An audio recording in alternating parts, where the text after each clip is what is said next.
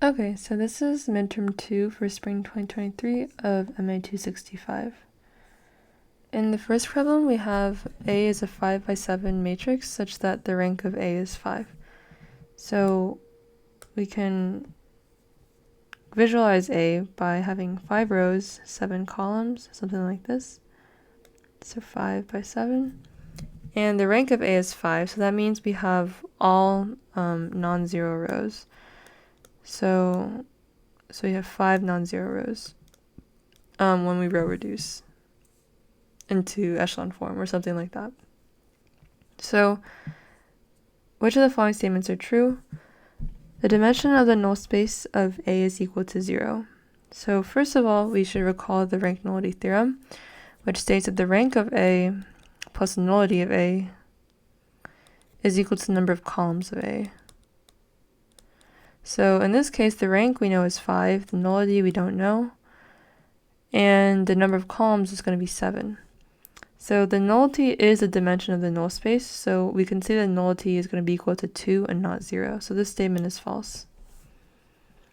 The columns of A are linearly independent. So first of all, you can see the number of columns is greater than the number of rows. So this implies that there will be more vectors than, or not more vectors. So if we interpret each column as a vector, there will be more vectors than there are entries in those vectors. So for example, you're going to have 7, let's see, 1, 2, 3, 4, 5. So 7 of these kind of matrices. And so the minimum number that you can have that would be linearly independent is 5. So if you have more, there's no way you can not have a vector that can be written as a linear combination of the other ones. Because, for example, in this case, when we have only 5 entries, you could have like 1, 0, 0, 0, 0, 0, 1, 0, 0, 0, 0, 0, 1, 0, 0, 0, 0, 0, 1, 0, 0, 0, 0, 0, 1. But any other vector that you have is going to be able to be written as a linear combination of these 5. So because you have more vectors than entries in those vectors, the columns of A are going to be, or your vectors set is going to be linearly dependent. So in this case, the columns of A are going to form a linearly dependent set. So this is false.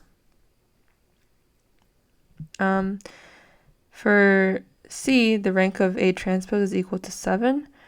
So the rank, again, is the number of non-zero rows that we get in row reduced echelon form, or echelon form.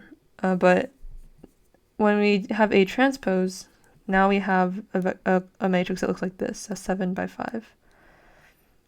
So once again, you can see just with the same argument that we have here, you have more row vectors in this case than you have entries in those vectors. And so there is no way that these 7 vectors that only have 5 entries in them can be linearly independent. So there's no way that you can have 7 non-zero rows once you row reduce and get rid of all the linearly dependent rows, because you have more vectors than you have entries in those vectors. So this is false. So the rank of A transpose can at most be 5 because of the same argument as this, basically. D, the rows of A are linearly independent. Well, this actually is correct because if we have 5 non-zero rows after we've row reduced and everything, that means that these rows are going to be linearly independent from each other, because when we row reduced, we didn't get a row of 0, or we didn't get rows of zeros because the rank of 5 is equal to the number of rows. So this means that these rows are going to be linearly independent. So this is true.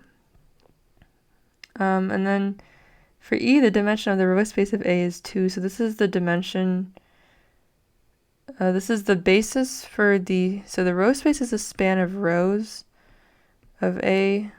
And so the dimension is just the number of vectors, or the number of vectors that will span this row space, the minimum number of vectors that will span this null space, or this row space. So we know that the rank is 5, so this means that the dimension should actually be 5, not 2, because you need these 5 rows to span the row space of A, because these rows are linearly independent, so the basis will be of these 5 rows. So this is incorrect as well. Okay, so in this problem, we want to find the dimension of the subspace that is described with this vector, and A, B, C, D, and E are constants, or are real numbers. So first of all, we can factor out this to be, in terms of our A, B, and C, D. Okay, so we can write the elements that are in H as 1, 1, 0, 0, -2, -1, 1, 0, 9, 6, -3, 0, 5, 5, 1, 5, and 4, -3, -9, -10. Okay, so you can see that, I guess I should mention, so H is a subspace, so that means that all elements in that subspace are described by this vector. So if we want to find the dimension of the subspace, we first want to figure out the dimension corresponds to the minimum number of vectors that are linearly independent that can span this subspace. So in this case, we can see that any element in the subspace can be written as a linear combination of these 5 vectors. But we need to make sure that these vectors are linearly independent before we see that the dimension is 5. So to check that, I'm going to write out these vectors like this. So to check if they're linearly independent, we want to see if we can write these as a linear combination, which of these vectors we can write as a linear combination of the other ones. And then once we know that, we will, sorry, 1 second. 4, I cannot multitask. Okay, so we basically want to figure out which of these vectors are linearly dependent and just reduce these vectors down to see which ones can be written as a linear combination of the other ones, because then we know that that vector would not be part of a linearly independent set. So now what I'm going to do is I'm going to kind of reduce these vectors down and see which ones are linearly independent of the other ones. So one of the ways I can do this, I could put this in an augmented matrix form, but I think that like for an exam, it's a bit easier, or it's a bit quicker if you just do some of this in your head. So for example, like this vector here, I can do 5 times this vector and then subtract it from this vector just to reduce this vector down a little bit, because obviously it's not obvious which one of these would be linear combinations of the other one. Because theoretically, if they were all linearly independent, then these would reduce down to something like 1, 0, 0, 0, 0, 1, 0, 0, 0, 0, 0, 1, 0, 0, 1, 0. And actually, just from this, you can see that this is a linear independent set, right?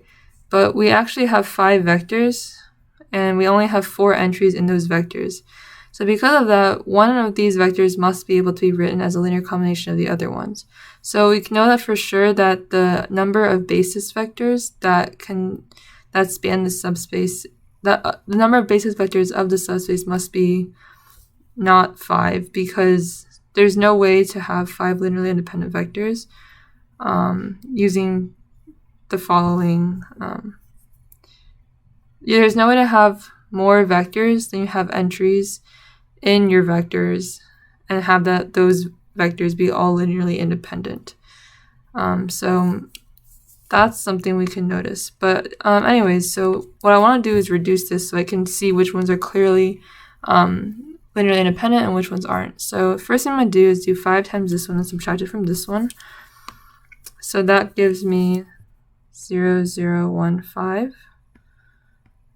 Okay, and then the other thing I'm going to do is I'm going to add this vector to this vector, and that will give me negative 1, 0, 1, 0. Okay, and then, oops. So then I have 1, 1, 0, 0. And now I can do maybe 6 times this vector and subtract it from this vector. That gives me 3, 0. Wait, 6 times this. Oh yeah, 3, 0, negative 3, 0. And hopefully you can see that this vector is just negative 3 times this vector. So this is definitely linearly, it can be written as a linear combination of the elements in this set. It can be written as a linear combination of these vectors, so it's not going to be a part of the basis vectors. So that reduces this down to 4 vectors, but we want to see, we want to reduce this further just to make sure that they're all linearly independent. So we expected this, but let's keep reducing. So now we have, so what I'm going to do now is I'm going to add 3 times this vector to this vector. So 3 times that one plus this one gives me 7 and 0. Okay. And let's see. Okay, so then I'm going to do 2 times this vector and add it to this vector. So that gives me 2 times 5 is 10, plus negative 10 is 0. 2 times 1 is 2, plus negative 9 is negative 7. Okay, now I can see, look at these two, and I see, oh, well, this is going to be negative 7 times this vector.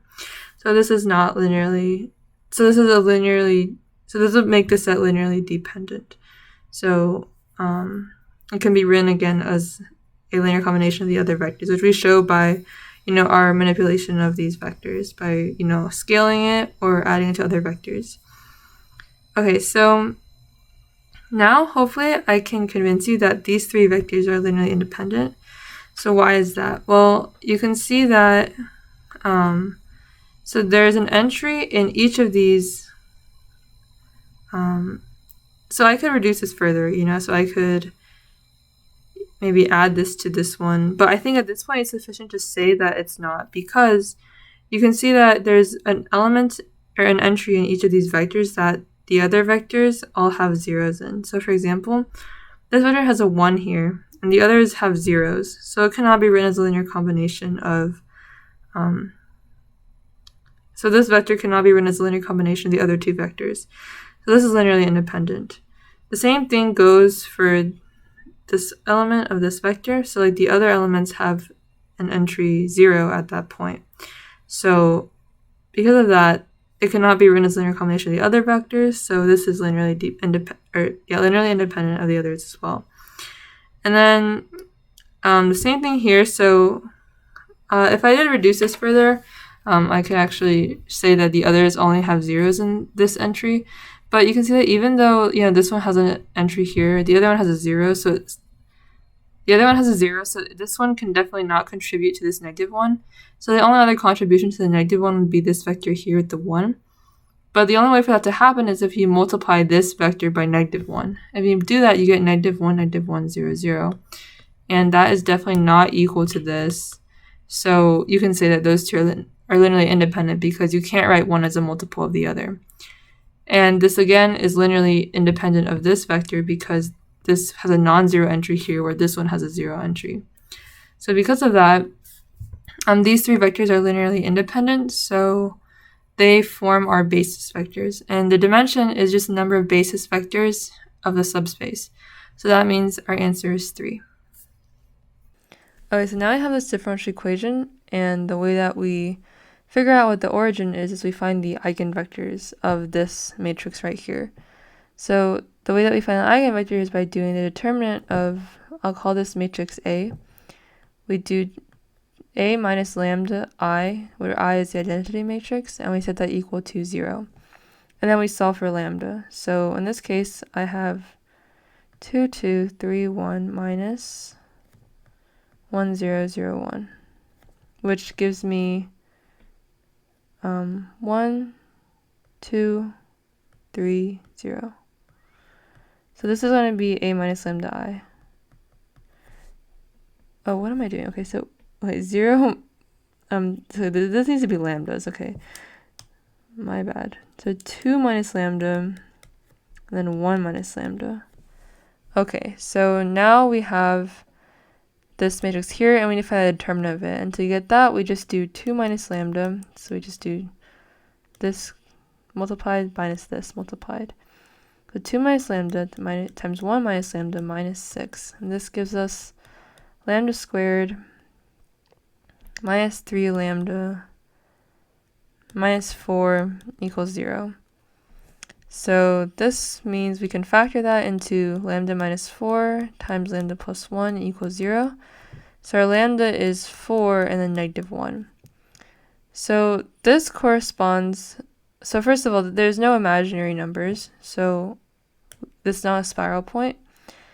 And when we write our solution for this, we do something like this. We'd have our x, y equals e to the lambda t. So these are our eigenvalues. So we have 4t times some constant multiplied by the corresponding eigenvector, which we're not going to calculate, but you can if you want to. And then plus c2 times e to the negative t. So negative 1 times your eigenvector of negative 1 times t, multiplied by the corresponding eigenvector there. So in this case, you don't have an attractor or repeller strictly because you have one positive eigenvalue and one negative eigenvalue. So these two do not correspond. And this corresponds instead to a saddle point. And a saddle point is kind of like you have, for example, okay, let's just say these correspond to our eigenvectors, the directions. So for one of these axes, you're going to be moving towards the origin, and the other one you're going to be moving away, which the one moving away corresponds to your positive eigenvalue, and the one moving towards corresponds to your negative eigenvalue. So then you're going to get something that looks like this in your phase portrait. So it kind of looks like a saddle, I guess, which is why it's called that. So the answer is A. In this problem, we have which of the following statements are true. So in the first statement, we have if n by n matrices A and B have the same characteristic polynomial, then A must be similar to B. So the key thing here is that this is saying that if you have the same characteristic polynomial, then these matrices are going to be similar. But what you should remember is that similar matrices will have the same characteristic polynomial, but the same may not be true in reverse. So first of all, when we think of similar matrices, we should recognize the definition, which is that if you have, in this case, A and B, then you can write one as something like this, P inverse times B times P, where P is an invertible matrix. So in these kind of problems, I think, first of all, I know from definition that similar matrices will have the same characteristic polynomial. We don't know if it's the same in reverse. And so when you have something like this, I think it's good to try probably extreme, I guess, examples. So by extreme, I mean, for example, the zero matrix, right? So can we, let's test this statement. So let's make two matrices that do have the same characteristic polynomial and see if they're similar. If this P exists that is invertible, that can satisfy this relation here. So let's, for example, say that A is the zero matrix, right? So now we need a B that is also going to have the same eigenvalues. And so for a diagonal or triangular, I think is what it's called, matrix, where you have your eigenvalues on the diagonal, and then the one of the triangles has zeros on the lower half. So like the lower half of this triangle would have zeros, and then the other half of the matrix would have some non-zero, or just it can have whatever numbers as entries. So in this case, let's say 1. So let's see. Okay, actually, I'm going to make this one A and then this one B. So if we put this in now to this equation, we have that A equals, so 0, 1, 0, 0 equals P inverse times 0 times P, which is equal to 0. And so you can hopefully see that this is not, that 0, 1, 0, 0 is not equal to 0, 0, 0, 0, even though they have the same eigenvalues, and their eigenvalues are, or not eigenvalues, they have the same characteristic polynomial, because, for example, if the characteristic polynomial is just the determinant of your matrix, so it could be A or B, minus lambda I, where lambda is your eigenvalue, and they set that equal to, this is just, that's, okay, sorry, this is a characteristic polynomial. So for A, you can see that 0 minus lambda, 1, 0, and 0 minus lambda gives you lambda squared, and then the same thing happens for B, and you can check that yourself. So now that's one example where they have the same characteristic polynomial, but A is not similar to B. So this statement is not true. And I know, I don't know, I think it's just you have to play with the numbers, because, and it's easier to play with numbers like for example the zero matrices. That can help test that can be easier to test than if you actually came with a matrix that was like 1, 2, 3, 4 or something like that. That would be also make you more prone to not finding a counterexample. So sometimes these extreme cases like the zero matrix work, and even something like the identity matrix, like just standard matrices. Like for example, if I have or B being equal to this, then P inverse A, or sorry, not A, B, P is equal to the identity matrix, right? Because B is just the identity matrix, so P inverse times P is just the identity matrix. So this means that the identity matrix is similar to itself, which means what if we instead have A equal to 1, 1, 0, 1? Well, you can see by finding the determinant of A minus lambda I that these two are going to have the same characteristic polynomial. But they are not similar because A is not the identity matrix, so it's not similar to B. So just examples like that, I think, are also always helpful to try if you're trying to think of counterexamples for some statement. Okay, so for 2, we have, if A is an n by n diagonalizable matrix, then A must have n distinct eigenvalues. So diagonalizable matrices, so eigenvalues that, when you have n distinct eigenvalues for an n by n matrix, you will have a diagonalizable matrix. But there are cases where you can have a diagonalizable matrix that does not have distinct eigenvalues. So remember that ultimately the rule for a diagonalizable matrix is that its algebraic multiplicity of each eigenvalue has to be equal to its geometric multiplicity of each eigenvalue. The algebraic multiplicity is the number of times that your eigenvalue appears in your characteristic polynomial. So like for example, lambda minus 3, and then lambda minus 3, and then like lambda minus 1. So so your eigenvalue of 3 would have a multiplicity of 2, or algebraic multiplicity of 2, but your eigenvalue of 1 would have a algebraic multiplicity of 1. And then your geometric multiplicity is a number of eigenvectors that you can have that are linearly independent. So that is what happens when you solve then for your A minus lambda I times x equals 0 for each eigenvalue, and you see how many eigenvectors can I get from for each eigenvalue. So I don't know, this may also come from just doing problems, but there are matrices that have you are able to have perhaps an algebraic So first of all, when you have an algebraic multiplicity for each eigenvalue being equal to your geometric multiplicity of each eigenvalue, then you do have a diagonalizable matrix. So that's the primary requirement of a diagonalizable matrix. And so let's say that you have, like for example, maybe in this statement, you can imagine that it is possible to have a case where you have, an algebraic multiplicity of 1 and an algebraic multiplicity of 2, but being able to have two linearly independent eigenvectors coming from that, so that the algebraic multiplicity and the geometric multiplicity are equal. And it might also be because I've done a lot of these exams by this point, but I remember from the fall 2022 midterm, I don't remember which one, I think it's midterm 2. Yeah, it's midterm 2. So from this one, we had, for example, this matrix here, which is, you were told to find the eigenvalues and eigenvectors for it. And hopefully you can see that, for example, we have an eigenvector or eigenvalue of 1 that appears, we have an eigenvalue of 4 that appears 2 times in the characteristic polynomial.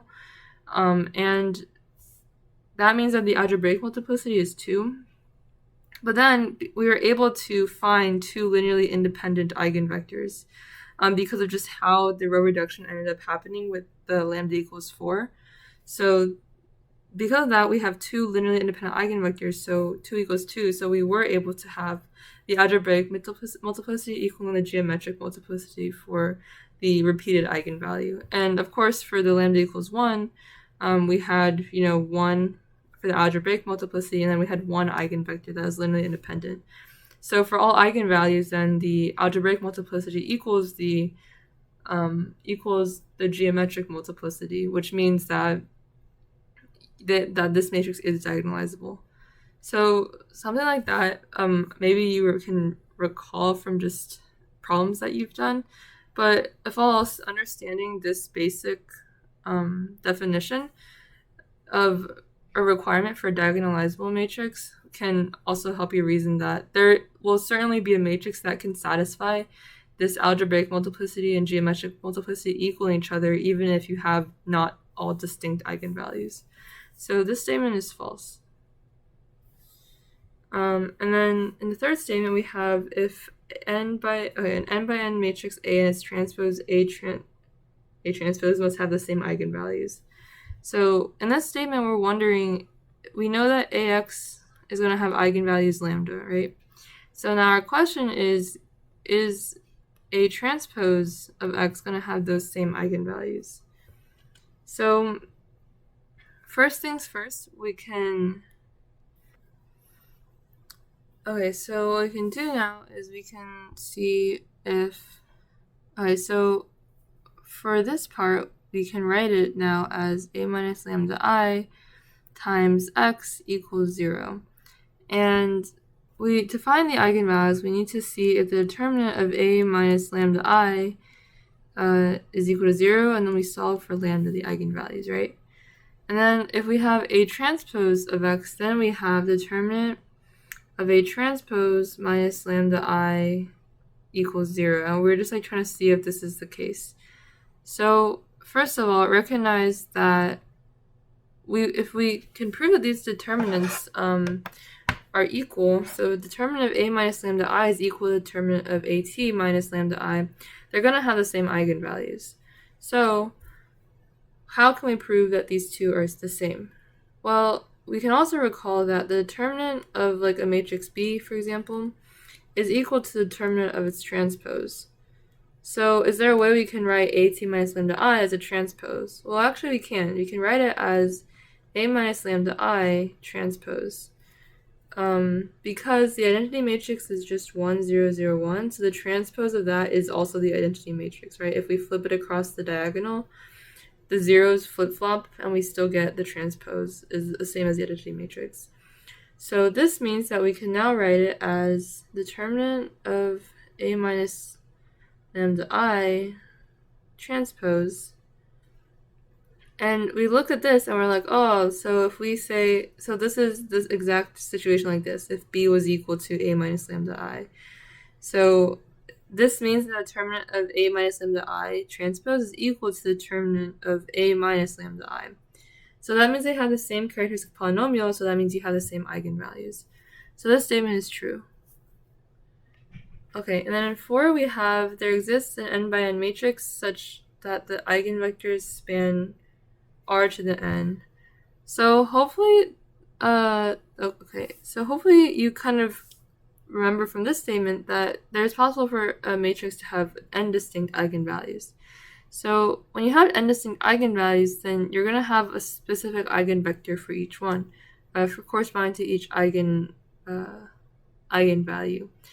And in this case, let's say that we do have, a matrix like 1, 2, 3 that has n distinct eigenvalues. So in this case, our eigenvalues are on the diagonal because it's a diagonal matrix. So it's going to be 1, 2, or 3. And then when we find our the eigenvectors, what we do is we subtract 1 from the diagonal entries.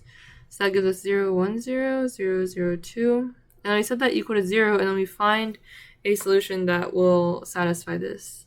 So in this case, if we have something like 1, 0, 0, this could be an eigenvector for this solution. And then we can do the same thing then for lambda equals 2 and lambda equals 3. And you can see that each time we do that, we get like negative 1, 0, 0, 0, 0, 0, 0, 0, 0, 0, 0, 0, 0, 0, 1, negative 2, 0, 0, 0, negative 1, 0, 0, 0, 0. And then for each of these, so for lambda equals 2, the eigenvector that you can come up with is 0, 1, 0, right? Because this and this clearly correspond to these two variables, so that this one and this one correspond to being 0 from the system. And the second column in this case is a free variable, so it could just be 1 or whatever you want it to be. And the same thing here, so these two are constrained to be 0 from the system, so this could be 1. So now you have 3 eigenvectors that hopefully you can see do span r to the 3. And this is just because that with these distinct eigenvalues, you're going to get linearly independent eigenvectors. And so you're going to have n linearly independent eigenvectors for these n distinct eigenvalues. So they're going to be able to span r to the n. So this statement is true. Okay, and then finally, if an n by n matrix A is invertible, then none of the eigenvalues can be 0. So an invertible matrix, one of the main properties is that your determinant of your matrix cannot be equal to 0. So if let's say your eigenvalue, you do have a 0 eigenvalue. That means that if you have a 0 eigenvalue, your determinant of, when you put it into this equation, it's going to equal 0.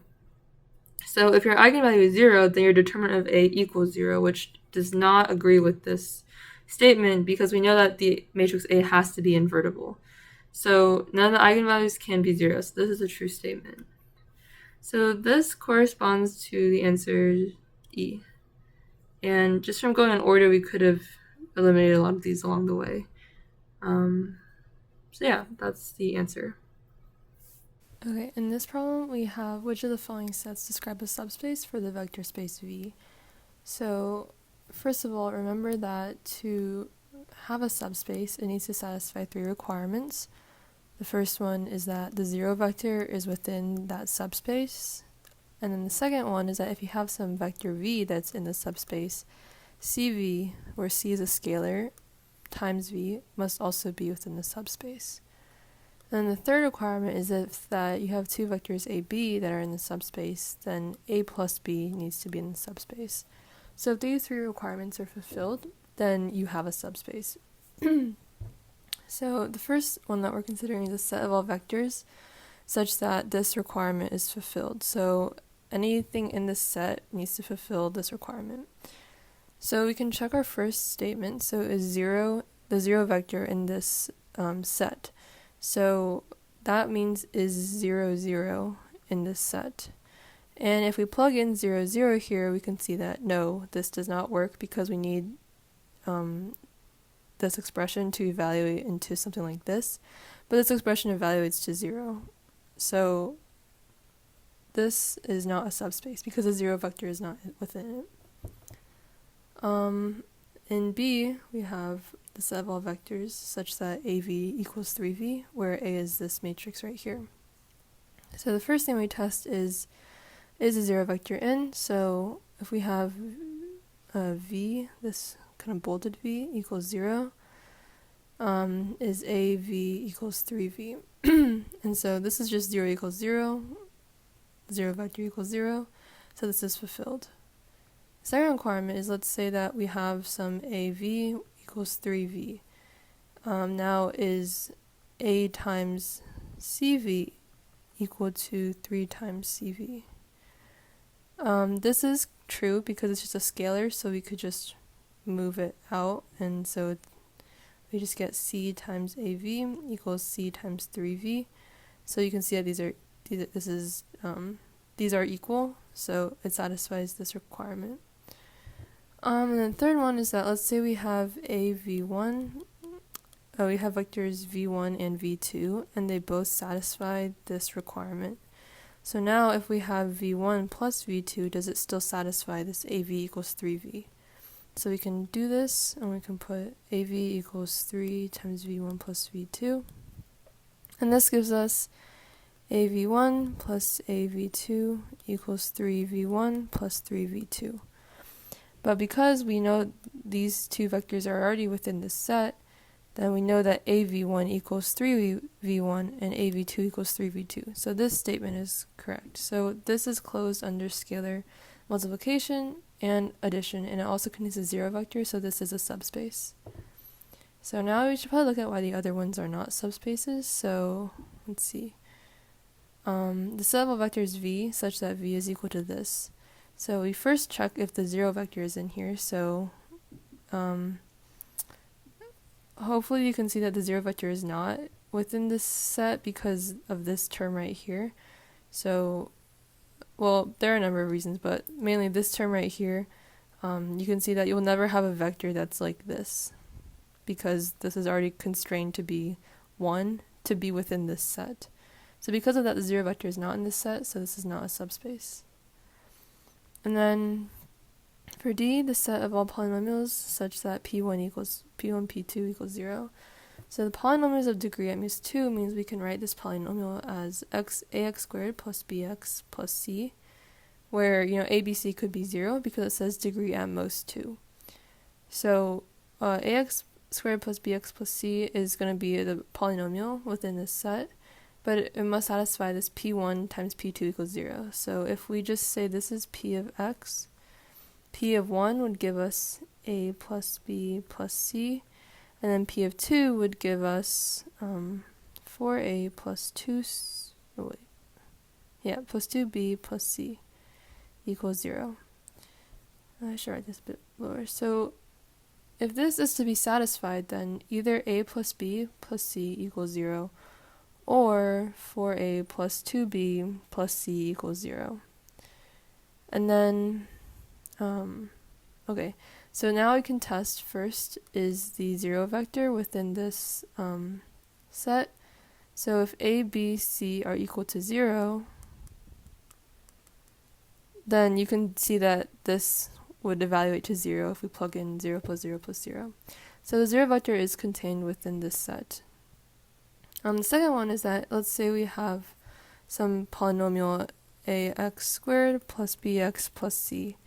So now we ask is if we multiply it by some scalar, let's call it f so we don't get confused. F times ax squared plus bx plus c, is this equal to, okay, well, no, okay. So is this going to be within the subset? So does this also satisfy that condition of this right here? So if we plug this, okay, let's call this one p of x, and then this is f times p of x. So, and I'll call this g of x as a whole. So we can see if g1 times g2 is equal to 0. So g1 would just be f times a plus b plus c, and then g of 2 is just f times 4a plus 2b plus c. So hopefully you can see that because we know that p of x, so because we have said that p of x is within this set, that means that p of x satisfies this condition right here. So this means that a plus b times 4a plus 2b plus c is equal to 0, so then this will be equal to 0. So because of that, this is, it is closed under scalar multiplication. So now we can, let's say we have two polynomials who are within this set, p1 of x, which is equal to a1x squared plus b1x plus c1, and p2 of x, which is equal to a2x squared plus b2x plus c2. And these both satisfy a1 plus b1. Okay, I'm not going to write it out for both of them, but they both satisfy this, where this p0 or p1 times p2 equals 0. So that gives us 4a1 plus 2b1 plus c1 equals 0. And the same thing, but with 2 for the second polynomial. So now let's see if p1 plus p2 is going to satisfy that requirement. So p1 plus p2, I'm going to call this g of x. If we add these two, we just get a1 plus a2 x squared plus b1 plus b2 x plus c1 plus c2. So now when we plug in c of g of 1 times g of 2 is equal to 0, we get a1 plus a2 plus b1 plus b2 plus c1 plus c2 times 4a1 plus a2 plus 2b1 plus b2 plus c1 plus c2. Okay, so we want to see if this is equal to 0, but this is a caveat. So let's say that for p1 of x, for this statement to be satisfied, we could have a1 plus b1 plus c1 equals 0, but then the other one, which I'm not going to write it out, but that expression could not be 0, because it doesn't matter. As long as one of them is 0, that multiplied by the other one will be 0. And then the same thing for p2, but we could have a2 plus b2 plus c2 be not equal to 0, but the other expression, which is 4a2 plus 2b2 plus c2, it could be equal to 0. So what if we have this case? Well, in that case, then a1 plus b1 plus c1 equals 0, so this is 0, but this is a non-zero term now. And then the other polynomial will have 4a2 plus 2b2 plus c2 equals 0. So 4a2 plus 2b2 plus c2 equals 0. Well, then this term becomes non-zero. So now you have two non-zero terms, so when they multiply together, they're not necessarily equal to 0 always. So in this case, it is not closed under it's not closed under addition. So that means that it's not a subspace. And then finally, we have the set of all n by n invertible matrices in V. So invertible means one of the requirements for an invertible matrix is that the determinant of that matrix is not equal to cannot be equal to 0. So if we, for example, have the 0 matrix, okay, let's n by n, let's just say 2 by 2 matrix, for example. So this is the 0 matrix, right, that we need to contain within the subspace. But this would give us a determinant of 0. So this set does not contain the 0 matrix. So it's not a subspace. So our answer is B. Okay, so in this question we're asked which of the following matrices are diagonalizable over all real numbers. Okay, so when it says diagonalizable, it's asking for which eigenvectors of A, so let's say some vector A of A, need to form a basis for the vector space in R to the n. And this means that you need to have linearly independent eigenvectors.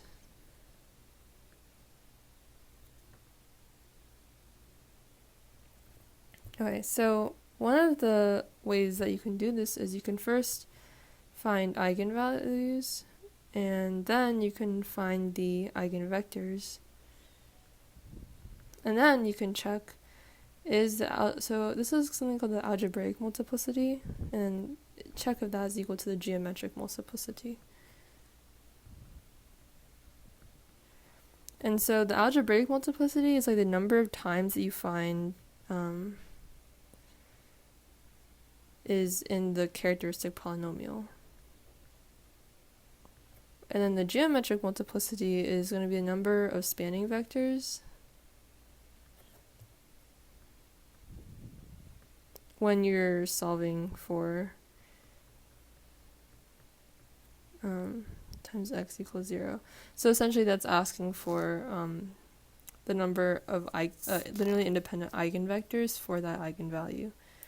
But that's this is a lot to do for this. So the trick is that if you have distinct eigenvalues, then you're going to have linearly independent eigenvectors, so it's going to be diagonalizable. And the proof for this is in this textbook called, it's by Gilbert String. It's like Linear Algebra and its Applications, I think. And it's a really good textbook, actually. I like it. So in that you can prove that. So I can do this. I'll just do a little like not theory. Oh, I guess it is theory, but why it works. So if you, for example, have two eigenvectors, right? They're non-zero and they correspond to these two eigenvalues, then we know that a v1 equals lambda 1 v1 and a v2 equals lambda 2 v2. Well, we also want to see that they're linearly independent, right? So lambda 1 and lambda 2 are not equal. And also these eigenvalues or vectors cannot be zero just by definition. So to do that, we do the test for linear independence where we say some scalar times v1 plus some scalar times v2 equals 0. And this, so if v1 and v2 are linearly independent, then the only solution to this is c1 equals c2 equals 0. So we can test that. So we have c1, so we know that c1 v1 plus c2 v2 equals 0. And what else? Okay, so yeah, so we can multiply both sides now by a. So we do that, we get c1 v1, okay, c1 a v1 plus c2 a v2 equals 0. But we know that a v1 and a v2 are equal to these two. So now we get c1 lambda 1 v1 plus c2 lambda 2 v2 equals 0. Well, now we have two equations, so this equation and this equation, and we can do the first equation times lambda 2, and that will give us c1 lambda 2 v1 plus c2 lambda 2 v2 equals 0. So now I can subtract this equation from this equation, and that will give us c1 times lambda 1 minus lambda 2 v1 equals 0. But because we know that v1 cannot be 0 and and lambda 1 and lambda 2 are not equal, then this is non-zero and this is non-zero. So if this equals 0, then c1 has to be equal to 0. Because of that, we can also then plug the c1 equals 0 into like any equation, so into this equation, for example, and c2 also has to be 0 then, because v1 and v2 are not equal to 0. So because of that, you can prove that v1 and v2 are linearly independent. So that's just a side of why this method works. So, okay, so then we just need to find, which matrices have distinct eigenvalues, so there's no repeated eigenvalues.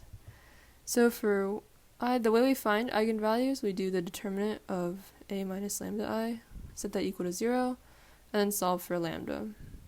So in the first matrix, we do 2, 1, 2, 3, minus lambda 0, 0, lambda. And this gives us 2 minus lambda, 2, 1, 3 minus lambda. And when we find the determinant of that, we get 2 minus lambda times 3 minus lambda minus 2 equals 0. So this gives us lambda squared minus 5 lambda plus 4 equals 0. So we can factor that into lambda minus 4 times lambda minus 1 equals 0. So you can see that there's two distinct eigenvalues, which are 4 and 1, so this is diagonalizable. So we can get rid of this option.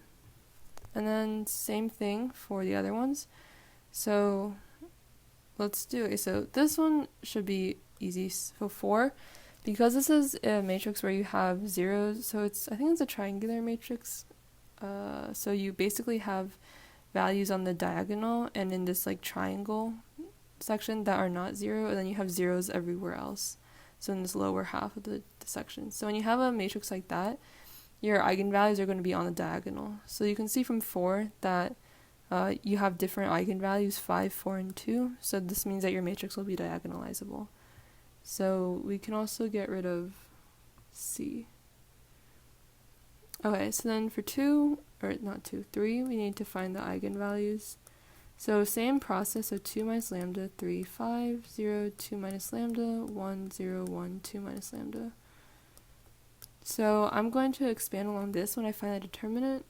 So I get 2 minus lambda times 2 minus lambda, 1, 1, 2 minus lambda, which gives me 2 minus lambda times lambda squared minus 4 lambda plus 4 minus 1, so plus 3, equals 0. I can factor this out, so I get 2 minus lambda times lambda minus 1 times lambda minus 3 equals 0. So once again, these eigenvalues 1, 2, and 3 are all different, so 3 is diagonalizable. And that means I can get rid of this one and this one, so actually we have E as our answer. But we should see why 2 is not diagonalizable. So for 2, so this is another example of a triangular matrix. So from this, you can see that there's zeros like on the other half of the triangle, but then on the other side there are, actually I think I misspoke earlier. A triangular matrix is that you have maybe just whatever values you have over here, but on the other half of the triangle, so like in this half of the triangle, you have all zeros. So these values don't need to all be zeros, or all be non-zeros. So anyways, you can see that the eigenvalues for this are going to be on the diagonal, so there's going to be -3, and then they appear twice. So in some cases, you may be able to have linearly independent eigenvalues if you have double or you have multiple times that the lambda or the eigenvalue appears in the characteristic polynomial. So we should check this just to see. So the way we find an eigenvalue or eigenvector is to do a minus lambda I times our eigenvector equals 0 and solve for some v that works, and that will be our eigenvector.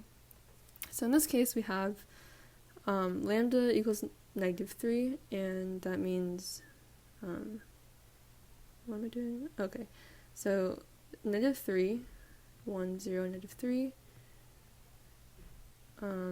minus 3, 0, okay, -3, 0, 0, -3. This gives me 0, 1, 0, 0. So when I'm solving for 0 now, so I have 0, 1, 0, 0 as my a minus lambda I times some v, x1, x2 equals 0.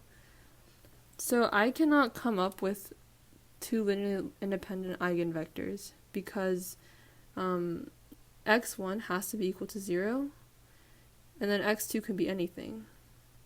But that means that any eigenvalues I come up with are just going to be in the form of 0 and some x2. So I can't have linearly independent eigenvectors. So because of that also, you can also see that our algebraic multiplicity is not equal to our geometric multiplicity. So this would be like 2 equals 1, which is not right for number 2. So because of that, it's not diagonalizable, so our answer is E.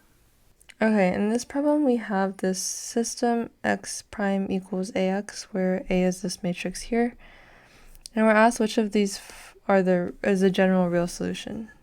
So the way that we find the solution, first of all, is we find the eigenvalues, and the way we find that is by doing the determinant of a minus lambda I, set that equal to 0, and then we solve for lambda. So we should do that first.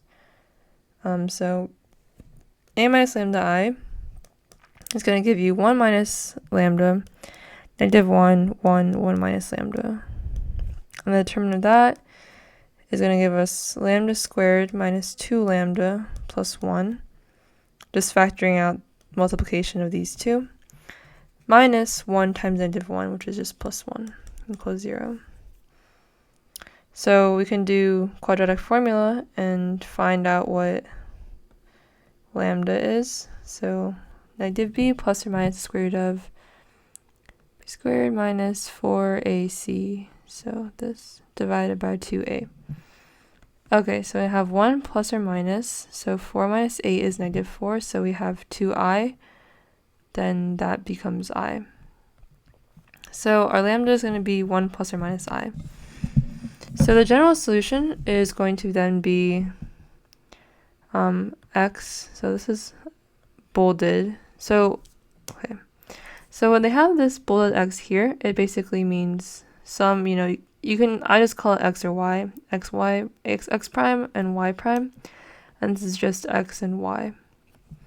So here, when we write our solution for x, y, we write it as c1, where it's a constant of times e to the lambda 1t times your eigenvector that corresponds to that eigenvalue, plus c2 times e to the lambda 2t times v2, where v2 corresponds to your eigenvalue, your second eigenvalue. But in this case, our lambda is a complex number. So one of the ways to make your life easier when doing this is this trick where you can just, instead of plugging this back into your stuff to figure out what the eigenvectors are, you can just do that once for one eigenvalue, and then take the real and imaginary components of that, and that will be that will comprise of your general real solution. So I think it's easier when I actually do it, but for example, let's say we're just looking at the eigenvalue of 1 plus I.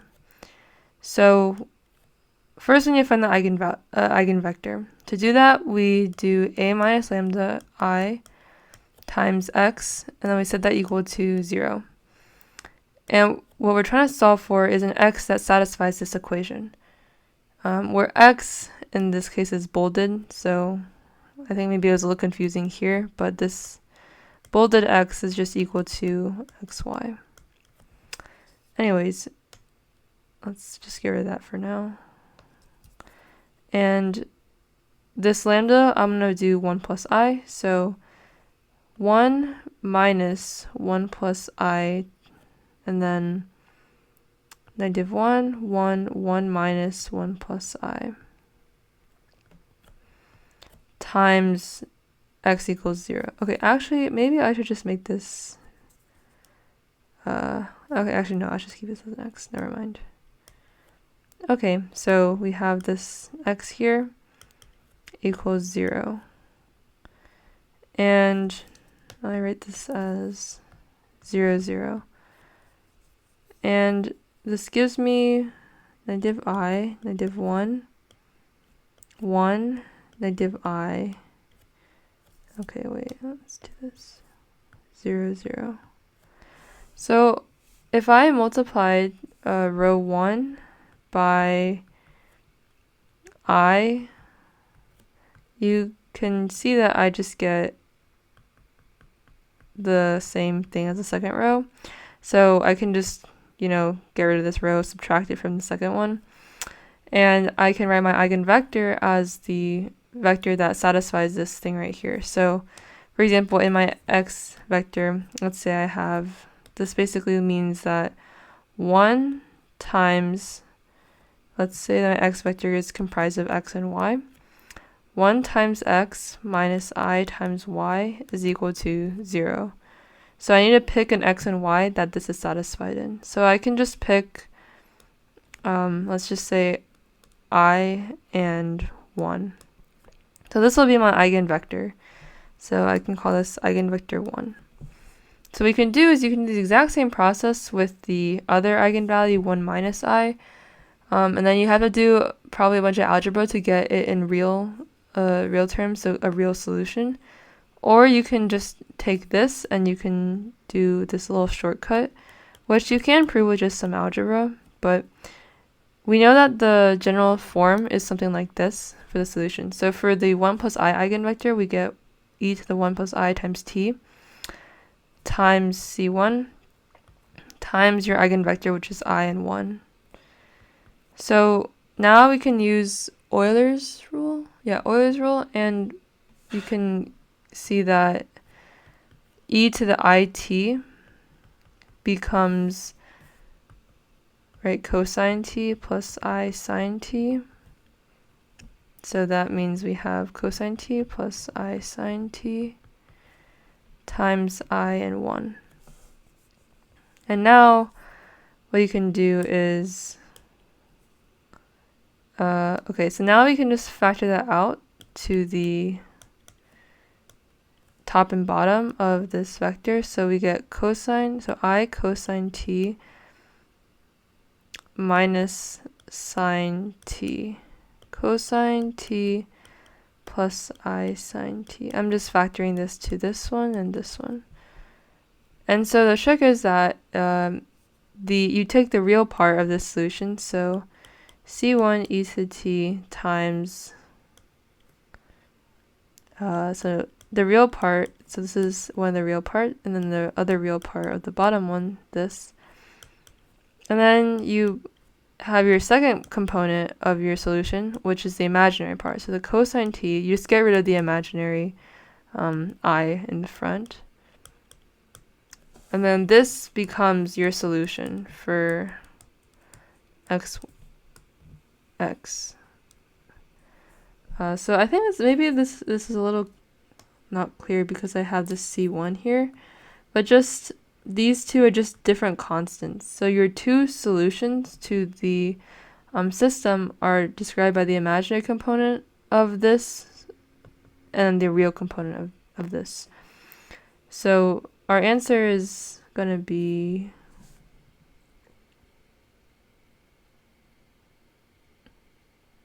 okay, so not this one, cosine t, sine t, and then we need negative cosine or negative sine t.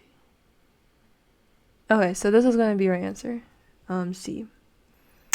And hopefully that makes sense. This is just, I mean, you can do the other method, it just takes more time. And this is just faster for an exam. And it's the equivalent because you'd have to do a bunch of algebraic manipulations anyways to get into a real form. Okay, so in this problem we have P2 is a vector space consisting of polynomials with degree at most 2. So this means that the polynomials in this can be written as ax squared plus bx plus c. And it contains a zero polynomial. So we have this linear transformation here. And we're trying to find in part 1 the image or the result of the transformation of this polynomial t squared minus 1 when it's transformed like this. So transformation of this p of t is essentially the transformation of t squared minus 1. So first we find p of 0. So p of 0 is just 0 minus 1, which is negative 1. So this is negative 1 plus p of 1 is equal to 1 minus 1, which is 0. So 0 times t plus p of 2 is equal to 2 squared minus 1, which is 3. So that's 3t squared. And that's just 3t squared minus 1. So this is the transformation of p of t under this linear transformation. Okay, in part 2, we're trying to find this matrix, the transformation, in this relative to this ordered basis that we have, which is 1t and t squared. So this is just this transformation, but relative to this basis here. So first, to do this, we need to first find the transformation. So first we find the transformation of 1t squared. And then what we want to do is we want to write those transformations as a linear combination of these elements. So we want to write t as ln combination of our basis elements here. So 1t squared of this new basis. And then we're going to write, so then t of b is just the matrix from 2 in order. So let's just do this to see what I guess I'm talking about. So first, t of 1 is just equal to, so t of 1 means that our polynomial, so this p of t, is just going to be 1. So p of 0, p of 1, and p of 2 are all going to be just 1 if p of t is equal to 1. So that gives us 1 plus t squared.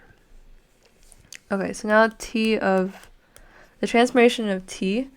So p of 0, where p of t is equal to t, so p of 0 is going to be 0, plus p of 1, which is just 1 times t, plus p of 2 times t squared, so that's 2t squared. And then the other one is t of t squared. So p of 0 in this case would be 0 squared, which is 0. P of 1 would be 1 squared, which is 1. And then p of 2 squared is just going to be 4, so 4t squared. Okay, so I'm just going to ignore these zeros then because they're irrelevant. So now what we're going to do, we finished step 1, and now we're going to write this as a linear combination of our basis element, which is 1t and t squared. So for this one, I can write it as 1, 1, 1. This one, I can write it as 0, 1, 2. And then this one, I can write as 0, 1, 4. Okay, and then we write the matrix T in terms of this basis as these vectors for the columns in order of 1, t, and t squared. So we have 1, 1, 1, 0, 1, 2, 0, 1, 4. This is the transformation then relative to this basis.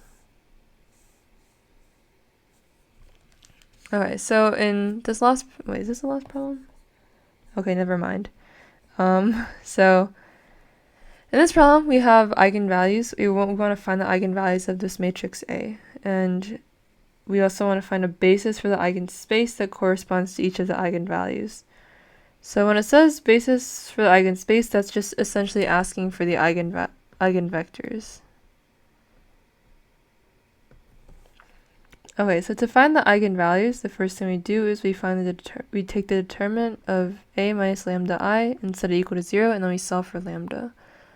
So a minus lambda I will be 1 minus lambda, 2, negative 1, 0, 3 minus lambda, negative 1, 0, negative 2, 2 minus lambda, and this is equal to 0. So I'm going to expand along this column. So I get 1 minus lambda times, so I don't have to worry about the other, so these, because they're zeros, so they don't matter. So now I just need to do the determinant of 3 minus lambda, negative 1, negative 2, 2 minus lambda. And that's equal to 1 minus lambda, 3 minus lambda, 2 minus lambda, minus 2 equals 0. And that's 1 minus lambda, lambda squared minus, okay, this is minus 5 lambda plus 4 equals 0. So that factors out to 1 minus lambda, lambda minus 4, lambda minus 1 equals 0. Okay, so our eigenvalues are going to be then 1 and 4. So now I want to find the basis of the eigenspace, aka all the eigenvectors. So we do lambda equals 1 first.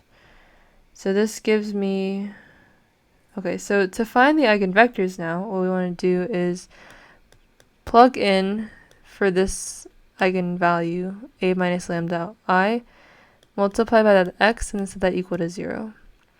And we're going to try to solve, we're going to solve for x, which will satisfy this equation, and that will be our eigenvector. So in this case, a minus 1i is equal to 0, 2, -1, 0, 3 minus 1, which is 2, -1, and then 0, -2, and then 2 minus 1, which is 1. And this is going to be equal to 0. So hopefully you can see that these are all just multiples of each other. So most of these can be irrelevant. Right, this can just become 0, 0, 0, 0. So when we are looking for an x to satisfy this equation, we can choose based on this. So if I say this x is going to be x, y, z, then we can write this, the requirement for the system to be able to be solved as 2y minus z equals 0. So I just need to pick a y and z that works for this. So I'm just going to pick 1 and 2. So x can be anything. So I'll just make it 0. And then the other thing is that so lambda equals 1 is a repeated eigenvalue, so you can see that it appears 2 times here. So I need to find, so this is one eigenvector for it, but I also need another one because I have 1 here twice. So I need to find another linearly independent eigenvalue, or eigenvector, that is linearly independent from this one. So what I can do is, because I see that there's no restriction on x can be anything. If I have x be something non-zero, so something like this, for example, so if x is 1 instead, then these two vectors are definitely going to be linearly independent, because they're not multiples of each other, because you cannot somehow have a 1 here and a 0 here, then have a multiple of 1 be the other. So in this case, I was able to find another linearly independent eigenvector for this eigenvalue that was repeated twice in this characteristic polynomial.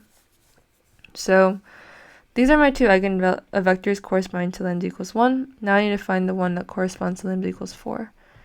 So in this case, I have a minus lambda I, again, times x equals 0. And in this case, lambda is equal to 4. So when I do that, I have -3, 2, -1, 0. So I did 1 minus 4 for this entry here. And then for 3 minus 4, I have -1. Then I have -1. 0, -2. 2 minus 4 is -2.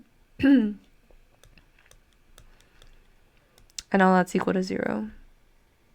And so hopefully you can see that this row is a multiple of this row. So I can just, through a row operation or two, I can just make this all zeros. Okay, maybe I'll do this. So 0, 0. And then I can, let's see. I can do row 1 equals row 1 plus.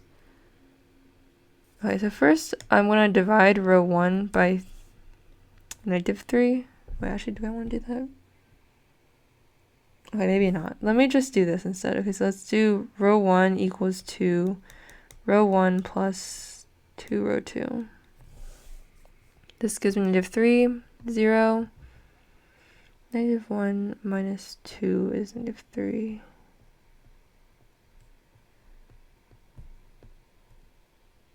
Wait, yeah, okay. And then I'm going to also divide this, just make this ones. Okay, and then I can simplify this further. I can just divide everything by 1 here, or by -3 here, and get 1, 1, 1, 0, 1. So you can see that, okay, so the requirements now for this system is that x plus z equals 0, and then y plus z equals 0. So I can come up with the eigenvector that satisfies that. Let me just I'll have z be -1, and then x and y can be 1. Yeah, so that satisfies this system. So this is my third eigenvector. So, okay, maybe I shouldn't box all of these, because this is not the actual answer they're looking for. They're asking for a basis for the eigenspace. So that corresponds to all of these eigenvectors. So v1, which is 0, 1, 2, v2, which is 1, 1, 2, and then v3, which is 1, 1, negative 1. So this forms the basis of the eigenspace, which is, the eigenspace is the span of all these eigenvectors. This is our answer. Okay, so we find an invertible matrix P and a diagonal matrix D such that this matrix equals PD times P inverse. Okay, so this matrix is just A. So I can actually rewrite this if I multiply both sides by P on the right-hand side. I get AP equals PD. And interestingly enough, so P actually has columns that correspond to the eigenvectors. And D has the entries on the diagonal corresponding to the eigenvalues. And so this actually is pretty cool. So if we write P as, let's just write it as P1, P2, P3, where these are the column vectors of P. So A times this equals P1, P2, P3, but D is just a diagonal matrix. So the diagonal matrix is a matrix where everything is 0 except for the stuff on diagonal. So this is going to correspond to the eigenvalues. So this means that if I multiply this like this, you can see that AP1, AP2, AP3 equals lambda 1 P1, lambda 2 P2, and lambda 3 P3. I'm going to put this as more the theory behind why this works. So now we see that this is actually a definition of an eigen, the definition that constitutes an eigenvalue and eigenvector. And so it would make sense then that P and D are comprised of the eigenvectors and eigenvalues respectively. So that's interesting. But anyways, this means we can really easily write P as just 0, 1, 2, 1, 1, 2, and then 1, 1, negative 1. But it has to correspond to the right eigenvector or eigenvalues in D. So this, these two columns correspond to lambda equals 1. So we have to have 1 on our diagonal for these two, and 0s everywhere else, and then 4 for this one because that's what it corresponds to. And that's the eigenvalue the eigenvector corresponds to. So this is one solution for P and D, but obviously you can have it different if you rearrange. So for example, if I did 0, 1, 2, 1, 1, negative 1, and then 1, 1, 2 instead, then D has to be 1, 4, 1. Yeah, so these have to correspond to the right eigenvalues. And then you can check your work if you want by finding the inverse of P and then doing PD, P inverse, and seeing if it equals this matrix here. But this is the answer for this problem. Okay, in this problem we're finding the eigenvalues and eigenvectors again. Getting a lot of practice with that. So to find the eigenvalues, we do the determinant of A minus lambda I, set that equal to 0. So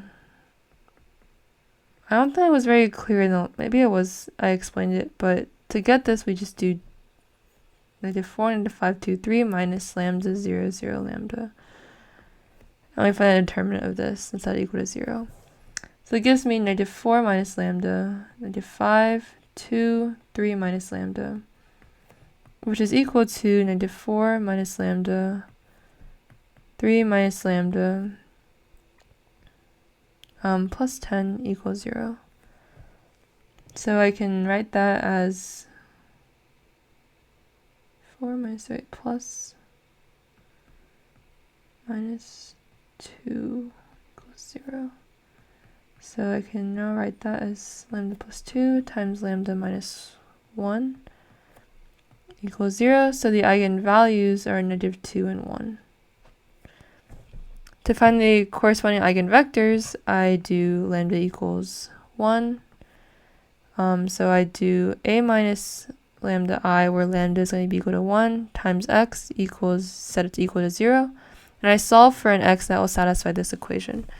So this gives me negative 4 minus 1, negative 5, 2, 3 minus 1, times x equals 0. So that's negative 5, 2, 2, times x equals 0. So hopefully you can see that these two are just linear, they're just multiples of each other. So I can just make one of them 0. So, you can just multiply the other one by the correct scalar and then add it to the other one, and you would get a row of zeros. So when I do that, I can choose now an x that will satisfy this expression. So I can choose 1 and negative 1, right? Because if I wrote this x out as, x, y, this expression that you'd get is 2x plus 2y equals 0. So 2 times 2 plus 2 times negative 1 is equal to 0. So that's a valid eigenvector. So I want to say this is the eigenvector that corresponds to lambda equals 1. Then I can do the same thing for lambda equals negative 2, and I get negative 6, negative 5, 2, 5. Wait, what? Oh, wait, negative 2. Okay, negative 2.